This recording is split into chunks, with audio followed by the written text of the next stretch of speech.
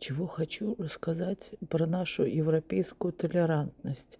У нас тут недалеко от меня в доме в малосемейке живет человек с шизофренией, женщина.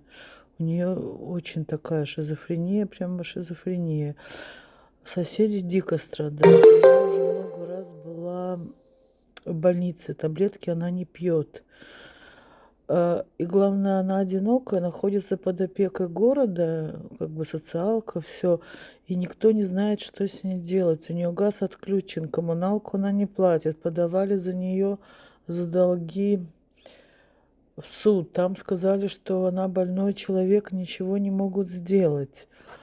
А, то есть у нас такая толерантность, что больной человек шизофрении может жить так же, как обычные люди, но при этом то, что обычные люди хотят жить нормальной жизнью вокруг, это никого не волнует.